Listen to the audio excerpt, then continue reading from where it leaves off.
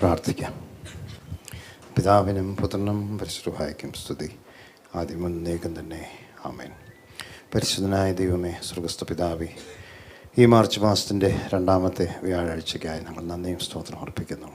യഹോവയുണ്ടാക്കിയ ഈ ദിവസത്തിൽ ഞങ്ങൾക്കൊരുമിച്ച് ഈ ആംഫി തിയേറ്ററിൽ വീണ്ടും കൂടുവാൻ ദൈവം സഹായിച്ച സ്തോത്രം. ഇന്ന് വേൾഡ് കിഡ്നി ഡേ ആയിട്ട് ചിന്തിക്കുകയും ആഘോഷിക്കുകയും ചെയ്യുന്ന ദിവസങ്ങളിൽ ഇന്നത്തെ ഈ ഡിസ്കഷൻ പ്രത്യേകിച്ച് കേൾക്കുന്നവർക്ക് വലിയൊരു അനുഗ്രഹമായി തീരുവാൻ, ഞങ്ങളുടെ ഇൻസ്റ്റിറ്റ്യൂഷന് വരും തലമുറയ്ക്ക് വീണ്ടും പുതിയ പുതിയ കാര്യങ്ങൾ കേൾക്കുവാൻ, അതനുസരിച്ച് ഞങ്ങളുടെ ഹോസ്പിറ്റലിൻ്റെ എല്ലാ പ്രവർത്തനങ്ങളും അറേഞ്ച് ചെയ്യുവാൻ, അഡ്ജസ്റ്റ് ചെയ്യുവാൻ ദൈവമേ സഹായിക്കണമേ. നേതൃത്വം വഹിക്കുന്ന എല്ലാ ഡോക്ടേഴ്സിനെയും ടീമിനെയും അവിടുത്തെ കരങ്ങളിലേക്ക് തരുന്നു. പ്രാർത്ഥന വേണ്ടതിനായി സ്തോത്രം. യേശു ക്രിസ്തുവിൻ നാമത്തിൽ തന്നെ. ആമേൻ. Please be seated.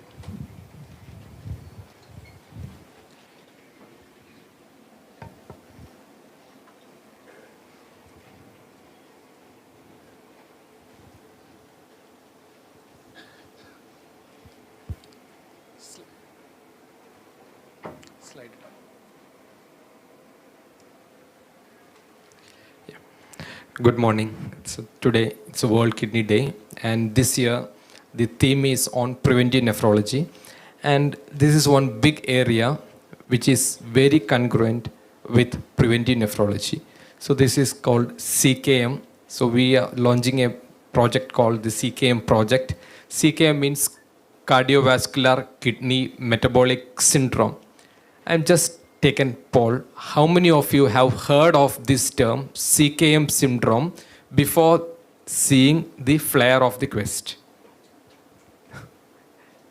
1, 2, 3, 4.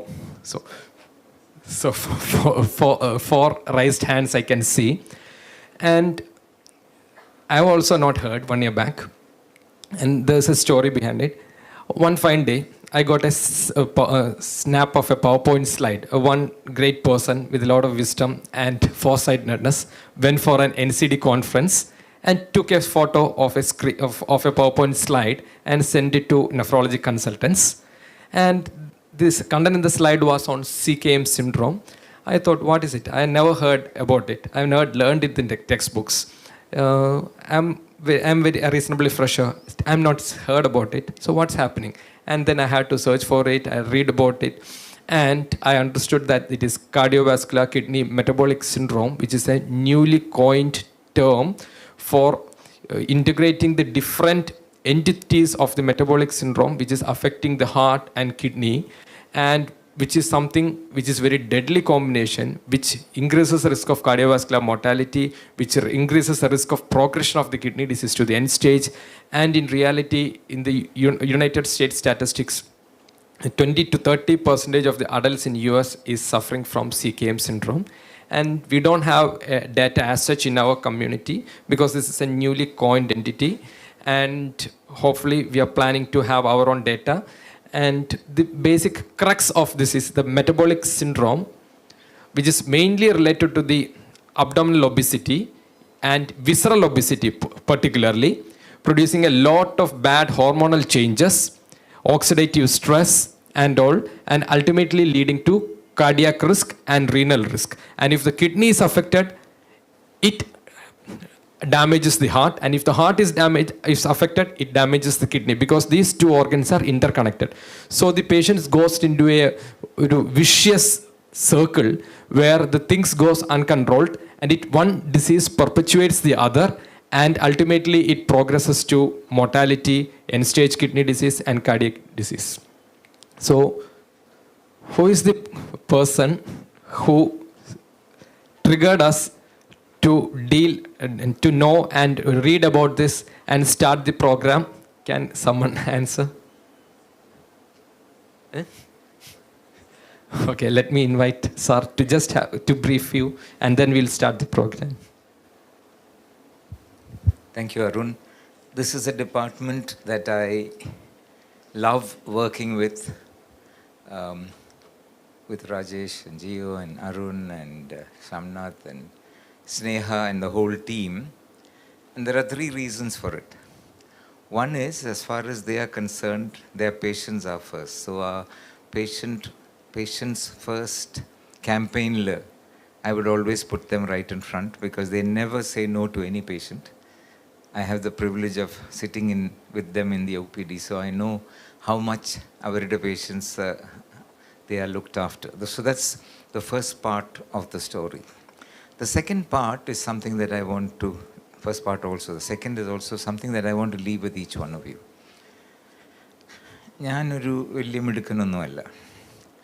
But wherever I go and sit and listen, I immediately try and see how will it help my institution. So in January, I happened to be invited for one NCD conference in Trivandrum. And there was a speaker from the United States talking about metabolic syndrome. Metabolic syndrome, I am interested because of my liver and my interest in liver and metabolic syndromes there. Suddenly this caught my eye. I listened to this, and it's something that I didn't know about, but I was sure that they know about it. So I just took those screenshots and sent it to them. I do this for many of you, but most of you don't respond. Wherever I hear something new, I immediately send it to the person who might benefit from it, but most of you have not responded. This was a fantastic response because I didn't know that they took it up so seriously. And then at another session, when I heard them talking about it, I sat up because I said, I've heard about this somewhere. And then they told me, you only told us. And then this whole big event that they have planned, because you must understand, when you are looking at things professionally, academically, lots of new things are happening on a daily basis. So I know most of you spend a lot of time on social media. But during that time, whenever you pick up something new that has come, Mathew came back from a conference day before yesterday and said that they were saying things that we have not heard about at all. But I'm hoping that he will immediately start work on it and make a presentation like this in about 2 weeks' time about all the new things that they're talking about. Technology is moving very fast. So we got caught up with ChatGPT and we got stuck there. ChatGPT is only a very small fraction of what is happening around the world. The third thing that I like about this department is that they immediately adapt and see what will help my community, what will help my institution. And that's what I think they're going to present.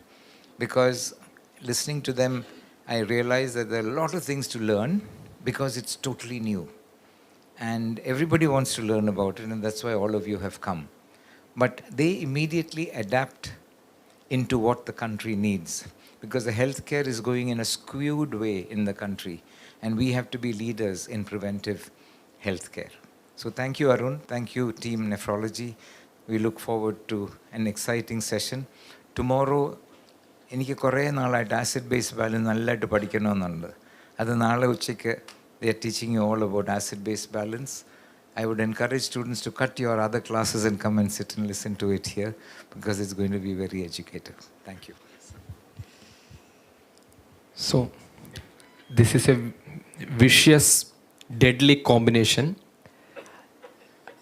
Obesity, specifically central obesity. If there is a central obesity, there will be a visceral obesity. Visceral obesity and ultimately leading to cardiac and kidney disease, and each disease potentiating and perpetuating the other disease, and patient going into mortality and morbidity in an accelerated phase. So there is a very great need for us to realize this syndrome rather than seeing each component of this syndrome distinctly as a distinct disease. We have to treat the patient as a whole, pick up the patients with CKM syndrome and intervene.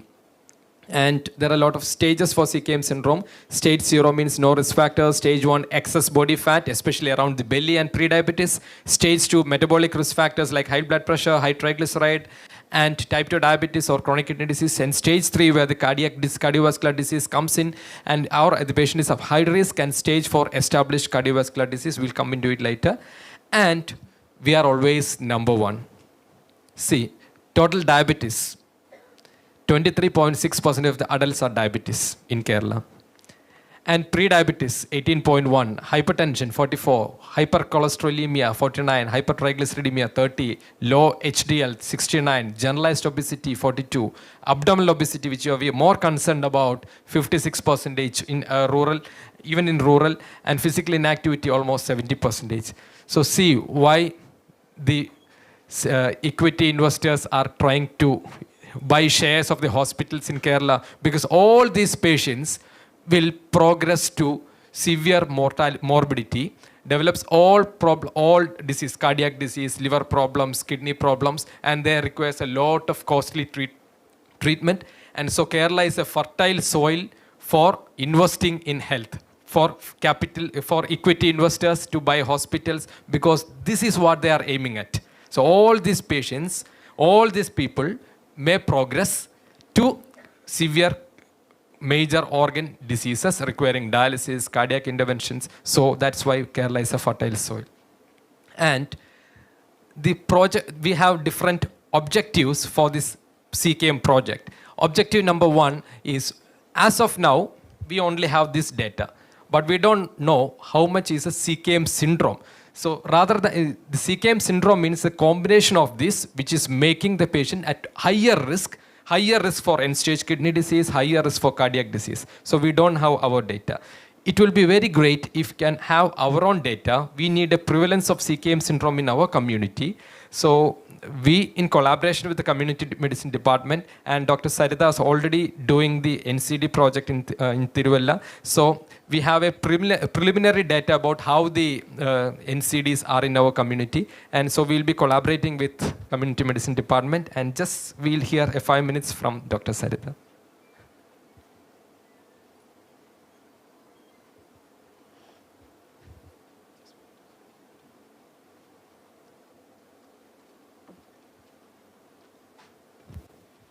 Very good morning, all of you, and thank you, Arun, for this opportunity. But I wasn't sure how to put everything together in 5 minutes, but I'll try my best to see through the eyes of a public health physician. So as he already mentioned, this is coexisting cardiac, renal, as well as metabolic syndrome. Multimorbidity and comorbidity are two terms that are often used in NCD, and this is a recently coined entity by AHA. And when I did a quick search on PubMed, Scopus, and Web of Science, there weren't any studies from India, and majority of the studies are on whites as well as older people, above 60 years. There is little or almost no studies from LMICs. And AHA, American Heart Association, has already declared this as a public health emergency because of premature mortality, excess renal organ damage, excess morbidity, and huge healthcare expenditure.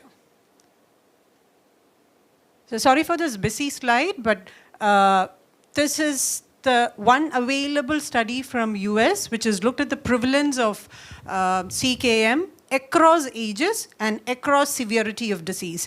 So you can see that there is a huge window of opportunity among young and adults, because most of them belong to stage 1 and 2. But as the age progresses, you can see in older people, majority of them have already crossed the stage 1 and 2 are in 3 and 4. Chinese, they think way ahead of Indians. They are good researchers. They have already, it's fresh from the oven. They've already published the prevalence studies from Chinese population, similar pattern as from the US paper. You can see the proportion of people that goes up from 9.9 to 21.6, 42, 12, and 14.4. And you can see the differences in different across the age groups. So existing evidence says these are the risk factors, but we don't have any clue as to. Some factors definitely will overlap with our Indian context, but we don't have any clue as to who is at higher risk. And this is something closest that I can give you from our community, our results from our teenage trial, which says diabetes 43.2, hypertension 53.1. This is self-reported comorbidities. So they have reported, a doctor has already identified them as having hypertension or diabetes, but undiagnosed cases are immense. For hypertension, we have seen people with blood pressure above 140/90, 20% newly diagnosed people with hypertension. So that comes to around 72% of hypertension in our community. Just imagine the burden of NCD. And when I looked at the number of people who do not have any disease, this is in people between 60 to 75. Luckily, 14.6 do not have any diagnosed disease. But if you look for metabolic syndrome, definitely they'll have something or the other. So as a public health physician, how should I approach this problem? Massive community health screening. And prior to that, we need to educate people about this new entity and should mention that you are at higher risk. So massive community health screening and stratifying the population according to the as already Arun mentioned, there are different stages of the disease according to progression of CKM syndrome, and risk assessments through community screening should be done, and interdisciplinary model for care, which includes primary care physicians, CKM subspecialties, all the doctors or specialists from those departments, as well as community health workers. AHA has already jumped in. Very recent, February last, two weeks back, AHA has already decided to jump in. They've selected 5 different areas in the United States, and they're initiating preventive as well as diagnostic screening for CKM. These are the different stages. As a public health physician, I can intervene from stage 0 through primordial prevention, and rest of the prevention, primary, secondary, and tertiary levels of prevention across different stages of CKM. We don't want people to move into stage 2 or 3. We have an option. There is a window of opportunity for us to act at stage 0. This is something from an expert in international cardiology working group from the US. I like the third sentence because that aligns with the core values of the institution. And thank you everyone for patient listening, and looking forward for a collaborative effort to tackle this public health emergency. Thank you. It's not just in US, we are also collaborating, and we'll also launch our CKM project. And CKM, the crux or the root cause is metabolic syndrome, and metabolic syndrome means central obesity, specifically visceral obesity. So just glancing through it, how many of you feels that you are obese? Oh, great. Great insight. And the one particular characteristic of our population is we are metabolically obese even with normal BMI. So what is a BMI cutoff for obesity? Students can shout out the answer. So everyone will think it is 30. This is obesity cutoff. It is not 30 because Indians are very prone for metabolic syndrome even with normal BMI. So for Indians, the BMI cutoff is different. Anything more than 23 is overweight and 25 is obesity. So please don't use the Western cutoff. And that is the reason why we want our own prevalence data. We want to stratify. We have to pick up the patients with our own cutoff rather than using the Western cutoff. And this is one figure I drew. You can see this man. So this is called thin fat Malayali with rice belly. So if you check the BMI of this man, the BMI will be normal. Say it will be 22. But you can see a central obesity. So thin fat phenotype means a lower skeletal mass, thin hips, short legs, but higher waist circumference and higher visceral fat. And this higher visceral fat will result in lot of insulin resistance and metabolic syndrome. I can, George Sandisa may tell how many lean, thin patients are coming to the OPD with fatty liver and non-alcoholic steatohepatitis. Am I right, sir? Just I mean, it's very frightening to see the number of patients who come who are otherwise looking really good. We'll say that they are healthy, but they are not. Many of it is very difficult for the patients to accept that they have fatty liver, they are obese, but actually they are obese. And so rather than checking at the BMI alone, one better way is to waist-hip ratio, where we can capture this central obesity. And waist-hip ratio, based on the sex and age groups, we have different cutoff. and also we have to individualize this cutoff. So for me and for CKM perspective, I always wish the waist-hip ratio or abdominal obesity rather than the generalized obesity for screening patients. And you can see we are in an epidemic of lifestyle disease in Kerala. Diabetes is rising. So when we talk about the diabetes and metabolic syndrome, many will tell, oh, it's inherited. My parents had diabetes. Invariably, I will become diabetic. So my next question is, it is true, the family history of diabetes is very strong. If one parent has diabetes, the next generation will develop diabetes in 40%. Two parents have diabetes, it is 70%. And concordance rate between monozygous twins is 70%. So hereditary factors are very strong. So my question is, regarding type 2 diabetes etiology, select the best response. Lifestyle is equals to genetics, lifestyle more than genetics, lifestyle more than genetics, genetics more than lifestyle, genetics more than lifestyle. Option B. So many of them pick lifestyle more than genetics. Let's see. You have heard about genome-wide association studies. The whole genome will be studied, and the risk alleles for the diabetes will be studied. And whole genome-wide association studies found that only 10% of the risk alleles were responsible for the hereditary in the diabetes. This genetics could only explain the 10%. Then where is the remaining 90%? So 90% of the hereditary nature of the diabetes cannot be explained with genetics. So there's a big question, that 90%. And next is, you can just see the prevalence data of the diabetes. In 1970, the prevalence of the diabetes is nearly 2%.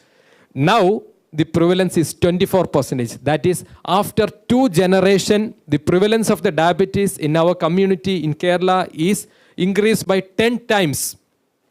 So there is a very known theorem in genetics, Hardy-Weinberg law. The frequency or prevalence of an allele or a gene in a population will remain constant from generation to generation unless there is a significant migration or immigration. So genetic pool responsible for the diabetes cannot amplify by 10 times in 2 generations. So this epidemic of diabetes cannot be explained by genetics. Diabetes can only explain 10% of the heritability. Then what we are inheriting? Actually, we are inheriting the same wrong diet and lifestyle patterns from our parents. Say me and my wife Bhagya is in a totally wrong diet and lifestyle. My 2 kids, Neil and Vivian, will be observing me. They will be also in the same diet and lifestyle. They will be growing up in the same wrong diet and lifestyle. And if I develop diabetes, and later they also develop diabetes. So that is the reason for heritability of the diabetes. It is not genetics. Genetics is something which we cannot modify, and it is only 10%. What we can modify is diet and lifestyle, and it contributes to 90%. So don't think that diabetes is a destiny. My parents has diabetes. It is not a destiny. My parents has lifestyle diseases, CKM syndrome. It's not destiny. We can rewrite the destiny. And another thing, I and my wife are in a very wrong diet and lifestyle. And we have now 2 kids. And me and my wife decided that we are going to change our diet and lifestyle, so that our kids will not see the wrong diet and lifestyle. They will be grown up in a good diet and lifestyle. But still, all the wrong impacts of the diet and lifestyle will be again transmitted through the kids through epigenetics.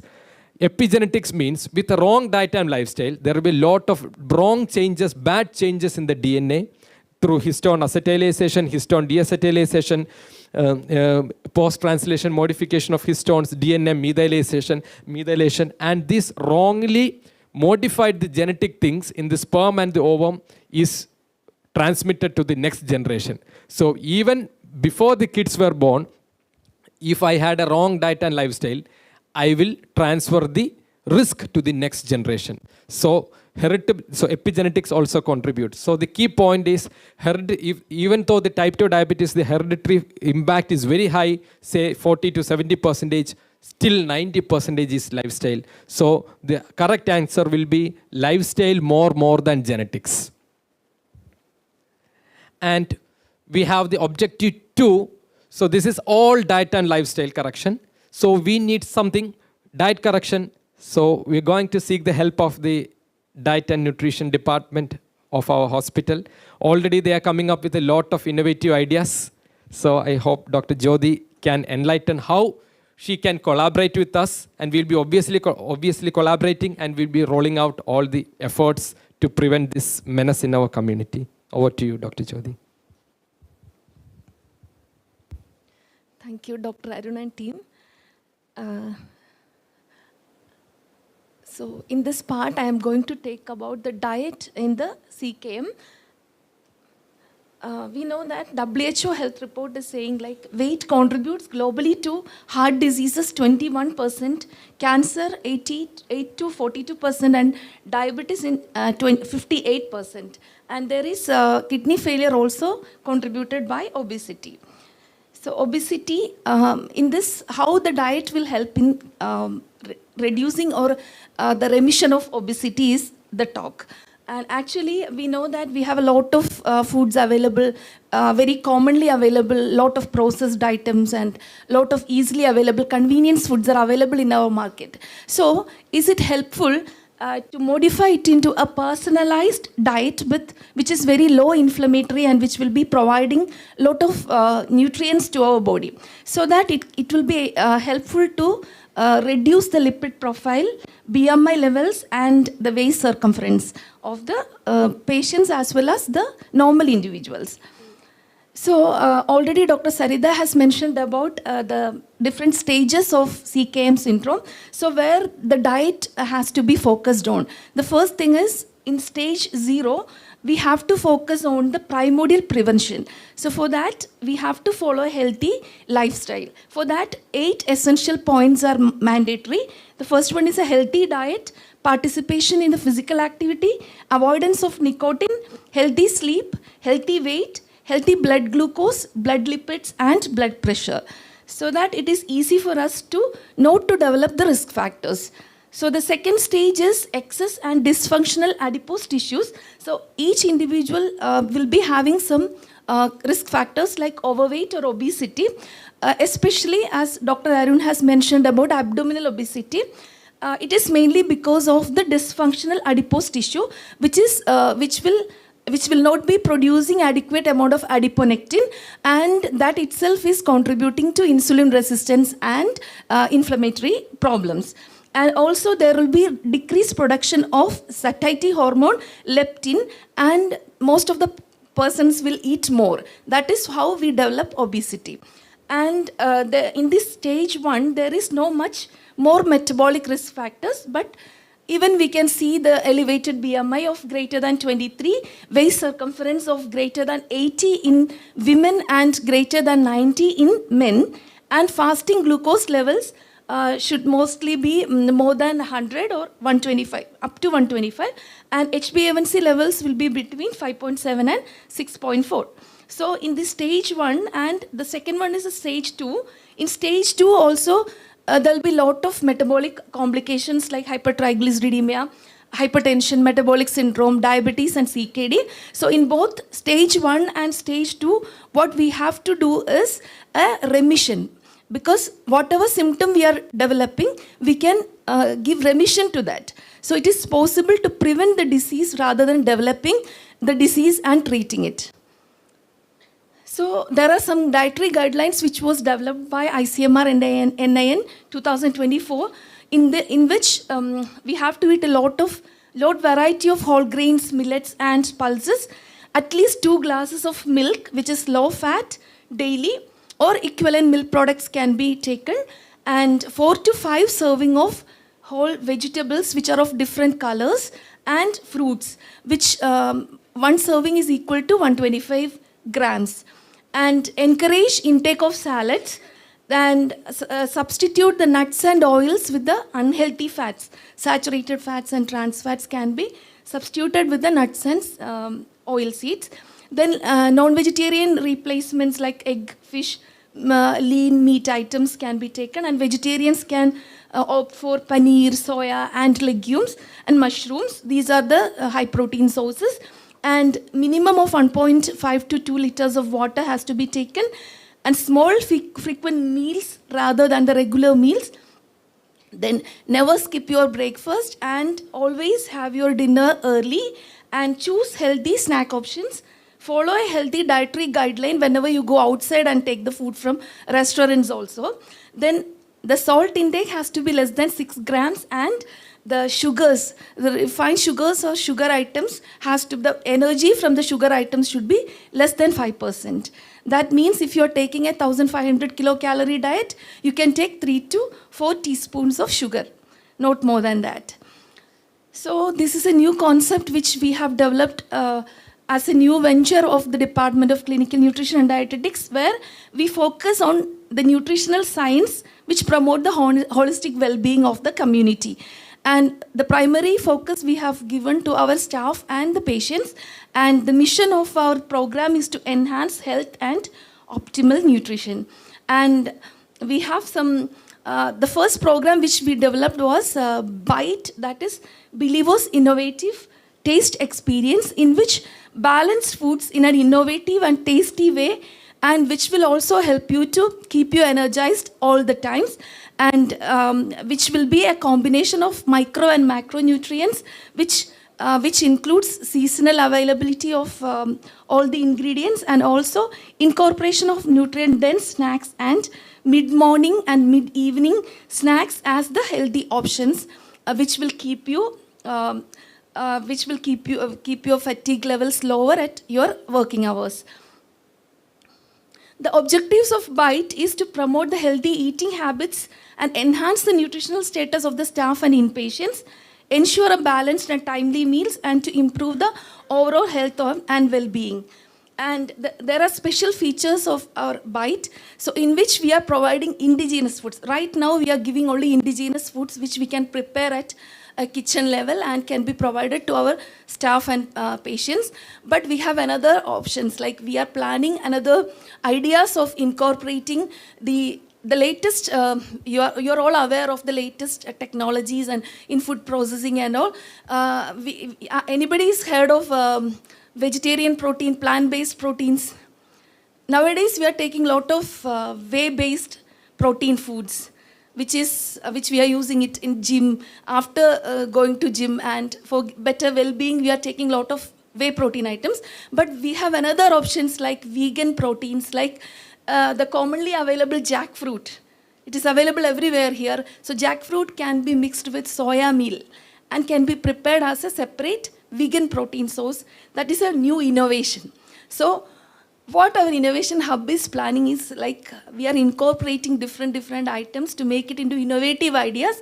Another idea is we are using coconut milk. So we know that coconut milk is a very good source of fat and all the lauric acid and all.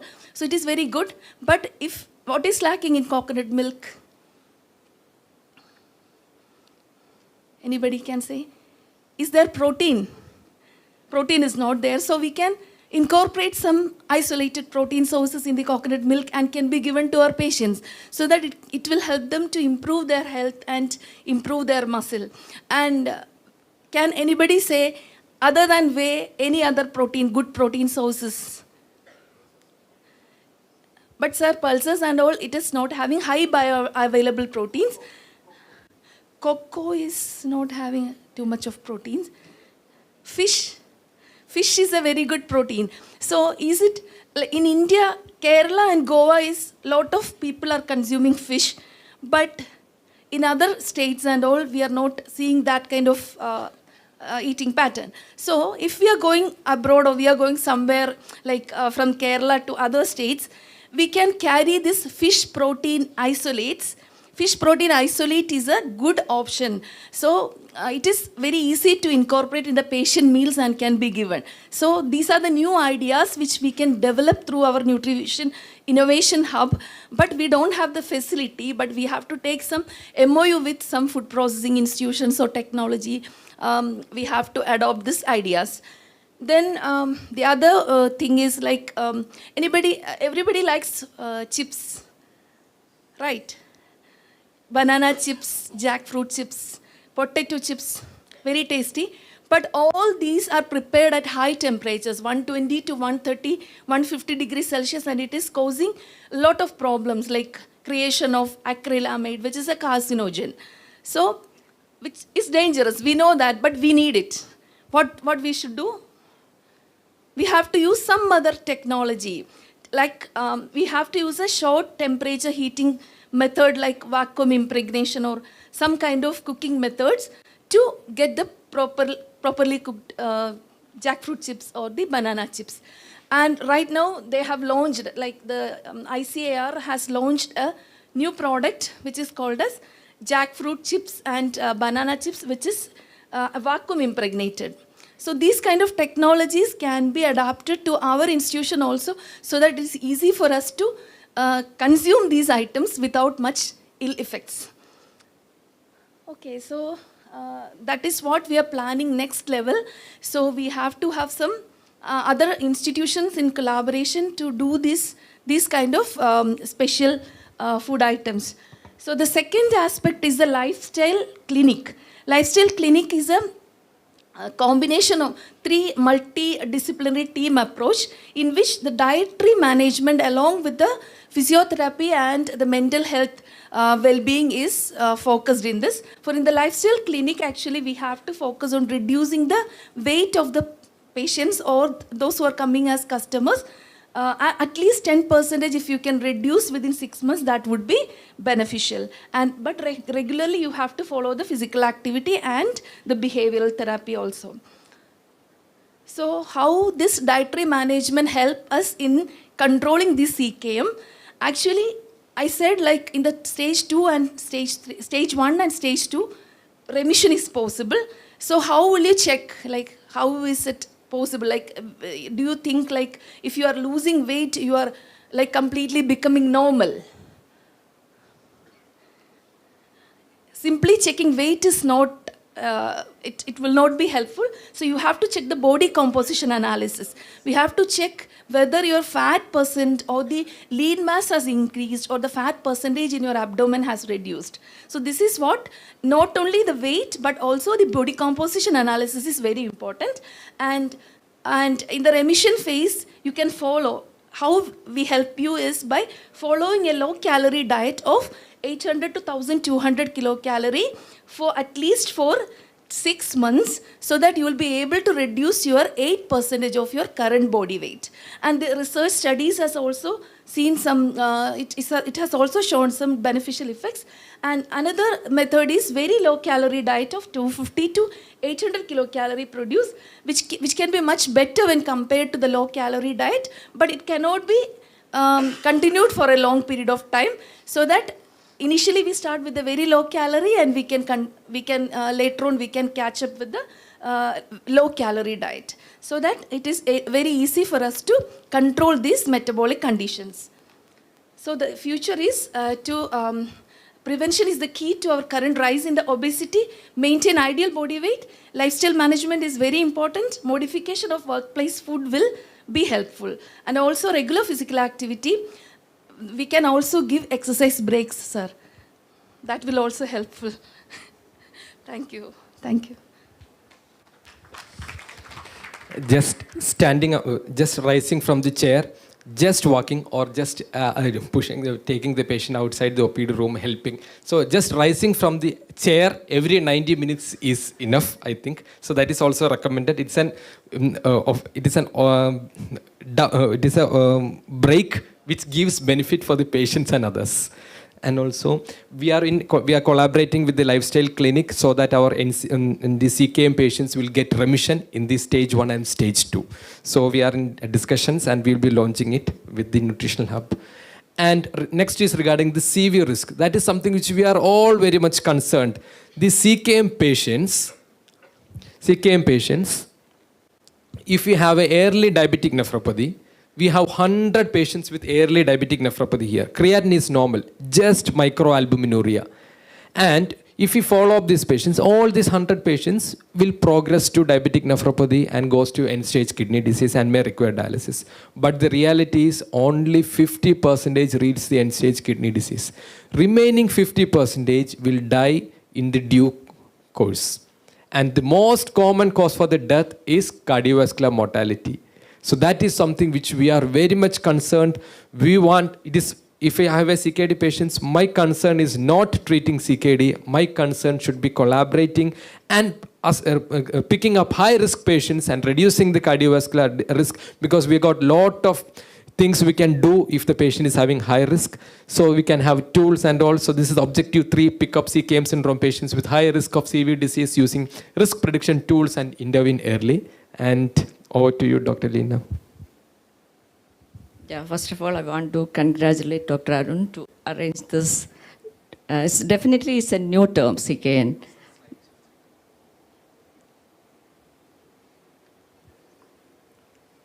But I am really sorry to say that today is the first, means when Arun asked me to talk about CKN, I came to know that such a term exists, even after being a cardiologist. So you know, like, how aware we are about this. Arun very clearly did a reality check.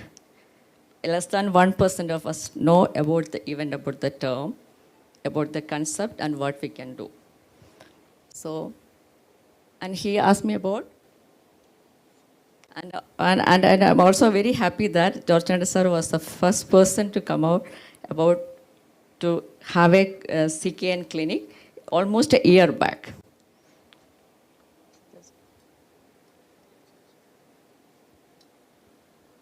So as Arun clearly mentioned, this cardiovascular risk is a leading cause of death in CKD patients. So somehow we have to prevent. Almost 50% of the patients die before they reach the end-stage renal disease because of the cardiovascular disease. So how important is to prevent early detection, treatment, and prevention of the disease progression. So what we can do about this? So he specifically asked to include in the CKM clinic how we can detect these high-risk patients, high-risk cardiovascular patients. So there is, rather than depending on biomedical parameters or highly genetic studies, or we got a simple clinical tool by which we can analyze the patients at risk. This is what American Heart Association, CKM Scientific Advisory Group, they develop a Prevent. Prevent is an online calculator. We can predict the risk of cardiovascular events in 10 years' time.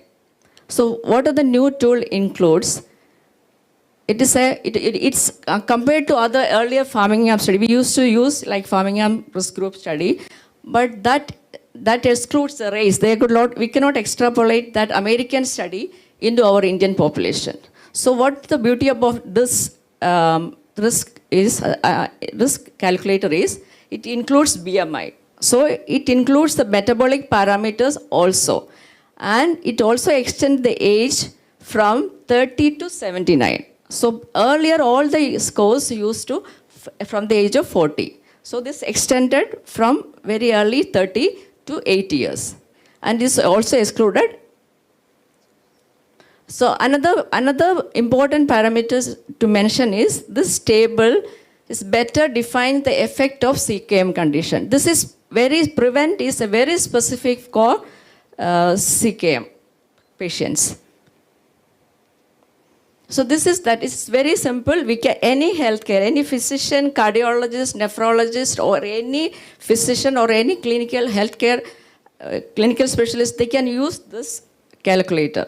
So it's include only age, sex, total cholesterol, HDL cholesterol, systemic blood pressure, systolic blood pressure, BMI, EGFR, diabetes, yes or no, and even it's specific for urine albumin creatinine ratio and HbA1c. There is not much others calculators like which use BMI or urine albumin creatinine ratio or EGFR.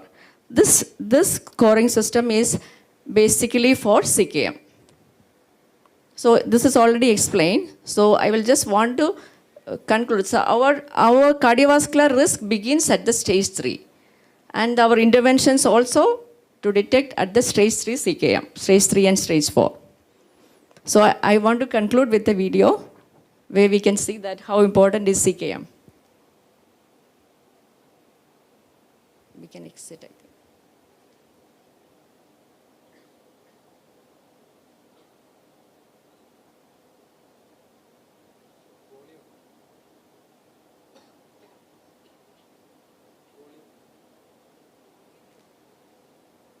Laptop lilla.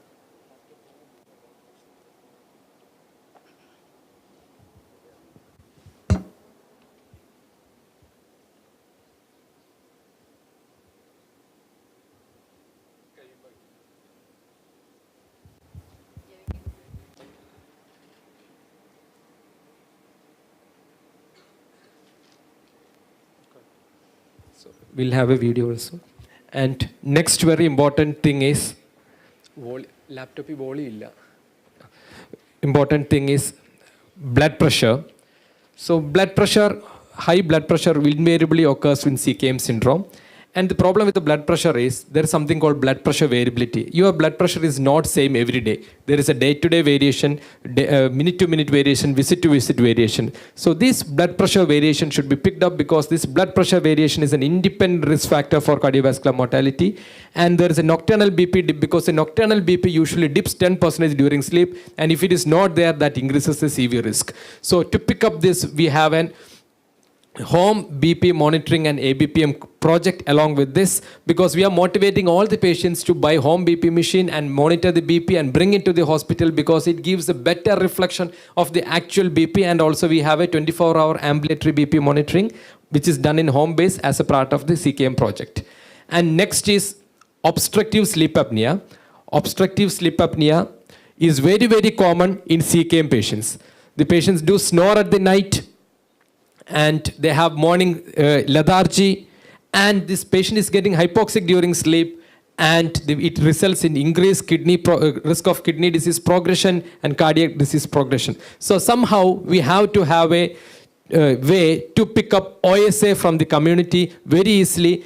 And to picking up OSA, I'm trying all the, and finally I found the solution from Dr. Philip from the ICU, and we are in collaboration for the past few months. We are rolling out the home-based level 3 sleep study, and we are picking up a lot of patients with OSA and giving the CPAP and correction. It made a big difference in their quality of life. And Dr. Philip. So this is also included in the CKM project because the OSA is very, very common in our patients. In CKD patients, why OSA is very common? Because in CKD patients, there is an edema. There is edema in the throat region. It increases the risk of OSA. And already this CKM, it is because of the metabolic syndrome. They have neck obesity that causes. And in advanced CKD, there is uremia which suppresses this stimulus for the respiration. So there will be central apneas also. So because we have to pick up this highly prevalent disease and we have to do everything to prevent it. Actually, when me and Saritha actually attended a longevity work conference in Bangalore. It was in IIC.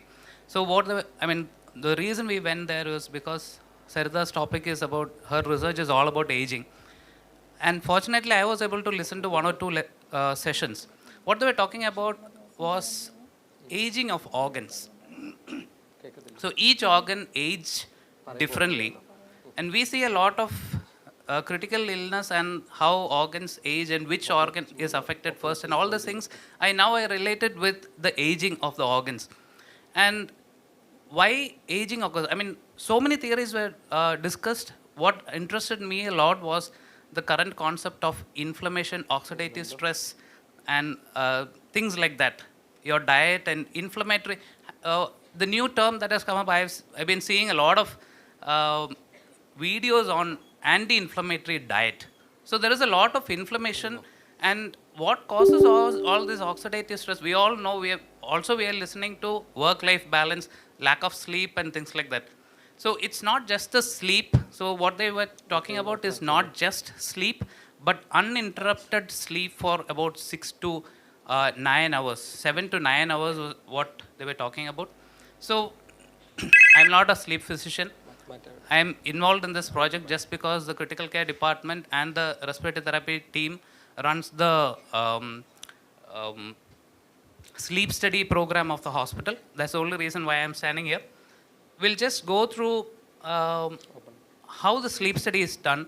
It's a very easy, very simple project. It's a very simple thing. You just go through the video. Hello, good morning, respiratory therapist. Hello good morning. ഞാൻ വിളിച്ചത് എനിക്ക് sleep സ്റ്റഡിനെ പറ്റി ഒരു doctor suggest ചെയ്തിരുന്നു. അപ്പോൾ അതിനെപ്പറ്റി കുറച്ച് details അറിയാൻ വേണ്ടിയിട്ടായിരുന്നു. ഓക്കെ സർ, ഞാൻ ചോദിക്കുന്ന ഡീറ്റെയിൽസ് ഒന്ന് ഷെയർ ചെയ്യാവോ? സാറിൻ്റെ ഫുൾ നെയിം ആൻഡ് ഏജ് ഒന്ന് പറയുമോ? എൻ്റെ പേര് ജോയൽ എന്നായിരുന്നു. ജോയൽ. വയസ്സ് 30 വയസ്സ്. 30 years. ഓക്കെ, എന്താണ് ഉറക്ക സംബന്ധമായിട്ടുള്ള പ്രശ്നങ്ങൾ സാർ ഫേസ് ചെയ്യുന്നത്?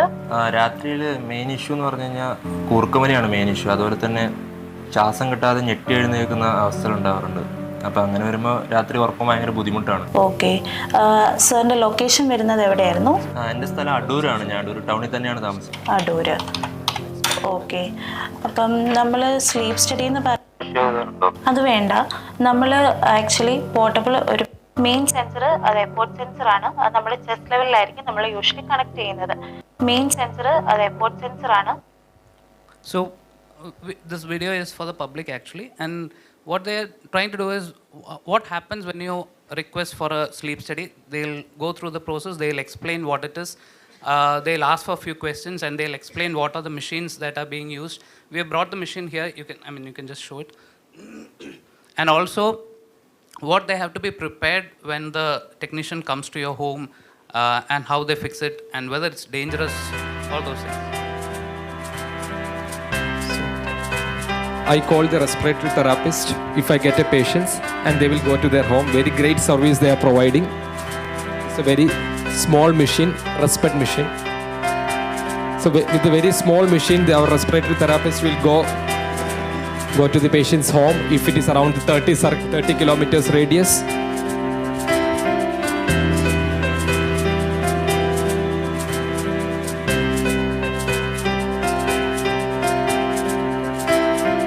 Without OSA detection, the CKM project will not work well.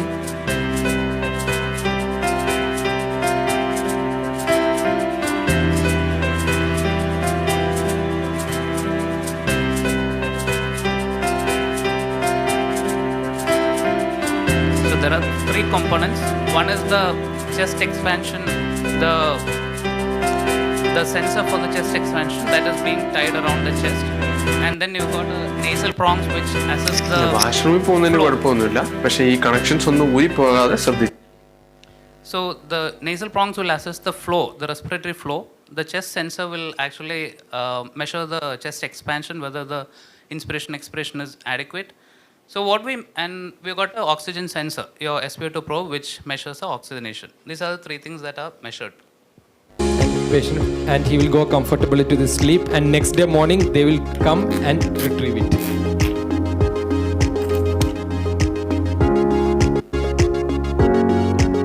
So once the technician comes back, they will connect it to the software and generate a report. So I'm very, very, very grateful to our Dr. Philip Mathew for giving this service. So over the last 3 months, a lot of patients in association with critical care medicine, actually the respiratory therapists went to their patients' home and started the OSA detection, and lot of OSAs were detected. CPAPs were initiated, made a significant difference in the quality of life. And preventing the hypoxia means protecting the heart and protecting the kidney also, and improving the quality of life. So, and last part,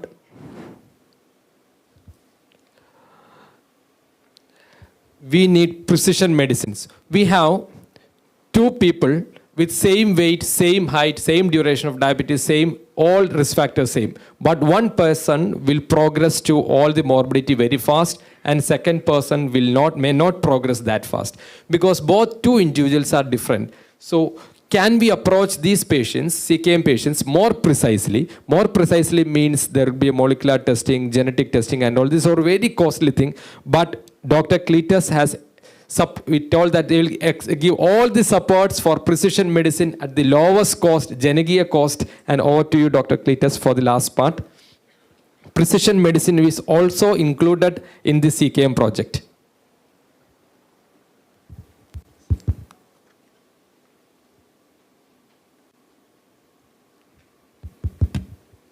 So, good morning to all. Thank you, Dr. Arun, for the opportunity to present this. So basically, the concept is to develop a cost-effective approaches for a CKM risk stratifications. Actually, already they have previous speakers, they have mentioned about the CKM. Actually, it is a prospective spectrum disorders, which is starting from early metabolic disturbances to a late stage clinical cardiovascular manifestations. If you detect these metabolic disturbances at the early stage, especially during the stage 1 or the transition from stage 0 to stage 1, it would be actually open an opportunity to give an intervention to prevent or delay the progression into the CKM. So we, in order to keep in mind that, we actually brought 3 concepts in order to stratify the patient as a high-risk group for the CKM. They are a redox imbalance assessment, and the second approach by identifying certain genetic variants, and the third approach is a gut microbiota analysis for identifying gut dysbiosis. So here these 3 domain actually we brought into based on just 2 aspects. One is based on the cost effectiveness, and the second aspect is the feasibility of doing the thing in our setup. The first one is assessing the redox imbalance. So everyone has mentioned about the oxidative stress. So oxidative stress means it is actually resulting from an imbalance between the production of reactive oxygen species and an uncompensated activity of the antioxidant defense from the host cell. So this actually will cause, there is a increased reactive oxygen species insult, and it will be damage our cellular components, including the lipid, proteins, and it is even capable of producing a DNA double-strand breaks. This process actually will propel the particular person to develop chronic inflammatory conditions, endothelial dysfunction, insulin resistant, finally it will be land up in organ impairment. So the oxidative stress could be, assessing the oxidative stress levels could be a possible biomarker for stratifying an individual for a high risk to develop CRM. So there are a lot of biomarkers are there. In a central research laboratory, we have standardized some protocols such as lipid peroxidation, and the second one is the total antioxidant assay. By adapting these 2 techniques, we can actually assess oxidative stress of an individual, and other assessment parameters such as the DNA damage, which is assessed by the single cell alkaline comet assay, and the other one is the individual superoxide dismutase glutathione peroxidase. Those enzymatic level assessment are also in the pipeline. And the lipid peroxidation assay we standardize in the laboratory. Actually, when there is a rapid influx of reactive oxygen species, which actually will attack our membrane lipids. So this in turn, which will cause the generation of some secondary derivatives from the lipid molecules. They are isoprostanes and hydroperoxides and malone dialdehyde. So malone dialdehyde we can easily detect using a simple reagent called thiobarbituric acid. When this MDA, malone dialdehyde, when it is reacting with thiobarbituric acid, which is forming an adduct, which is develop a pink color. So the intensity of this pink color you can measure using a spectrophotometry. Similar to this, there is one study they have quoted in Mexican population.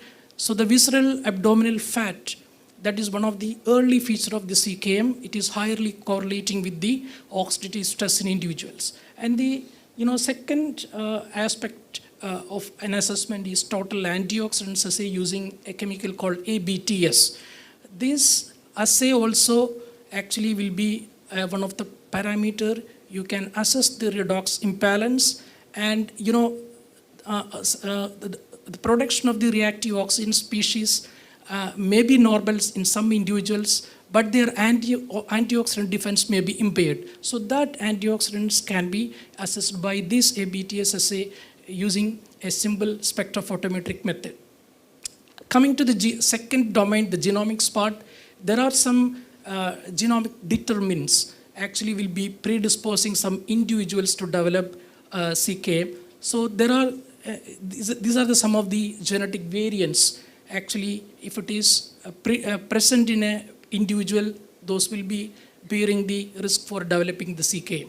So one example I can tell you, like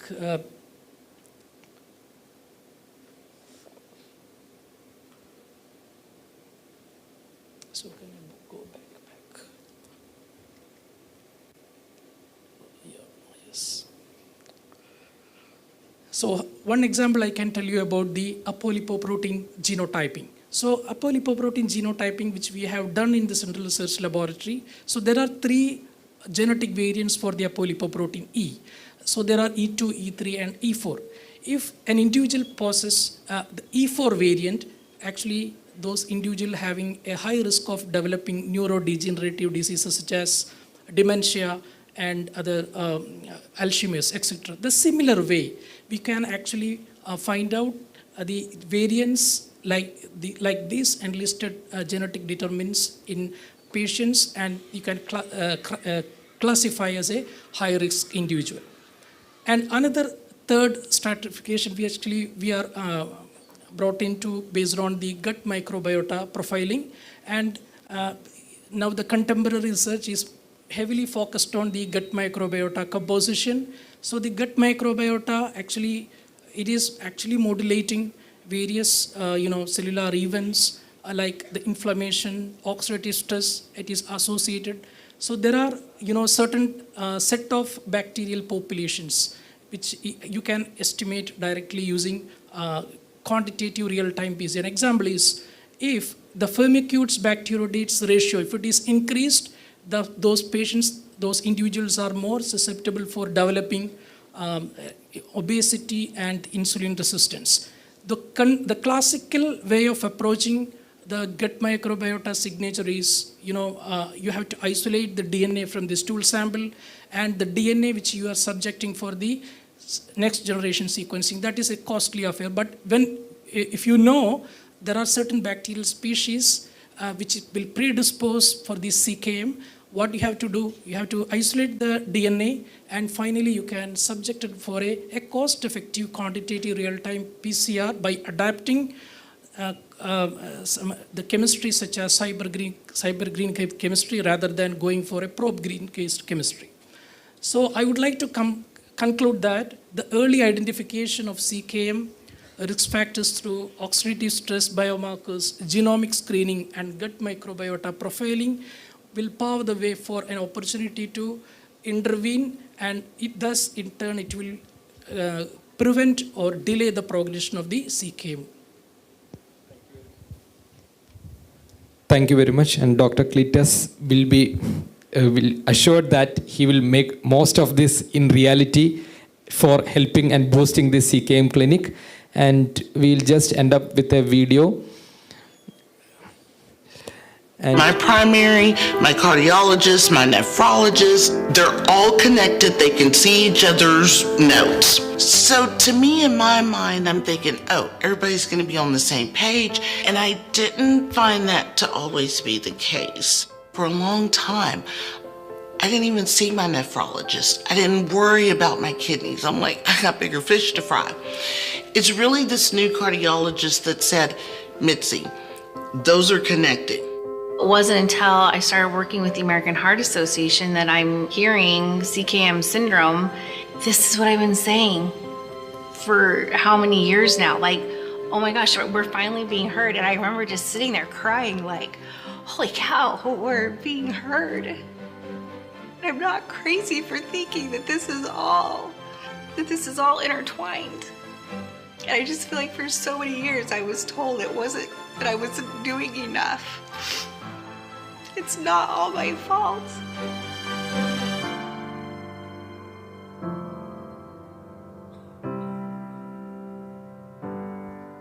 This is an educational video by American Heart Association. So how clear that there is an interdisciplinary, comprehensive approach to CKN. Even, so right now we started it. So congratulations, Arun, you're done very well, excellent. This is a multidisciplinary clinic. So we'll be launching this clinic today. So we'll be offering all the services, and we'll be planning projects, community-based project with the help of community medicine department. And also with Dr. Cleetus, we have to have a personalized plan, precision medicine in a very low cost. Dr. Cleetus has assured us that they can do it in our own central research laboratory. Thank you, Dr. Cleetus. And to Rajesh. Today is World Kidney Day.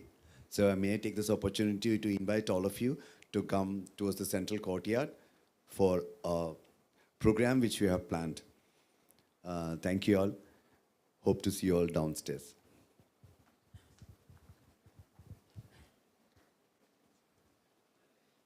Arun, one small suggestion which is very simple. Every day we have about 4,000 footfalls, minimum, maybe 5,000. So can we offer this? See, because when these caregivers or the companions come, can we just check their... Yeah. So what happened was we put one, somehow it's on the side, nobody's seeing it. Can we put it today onwards from a place where everybody sees, and we give them all these measurements printed out? I know today it's not possible, but can we do it? Because you will immediately have started the preventive campaign for Pathanamthitta. It's a very good suggestion. Very easily we get a lot of patients with stage 0, 1 and 2 as a companions. Very excellent idea, sir. Thank you, thank you. Thank you, dear team, for that. We have a few doctors who will be welcoming today. One is Dr. Aditya Sudan, consultant rheumatology. Dr. Parvati K.S., senior resident, general surgery.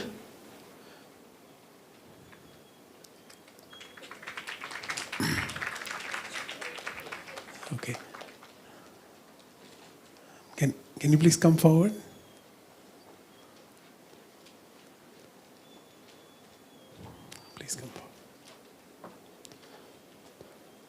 So we welcome you to the BCMCH family.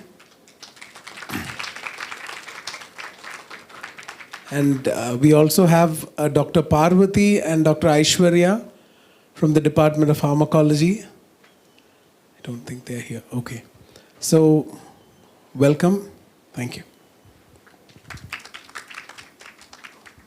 Thank you all. Have a blessed day.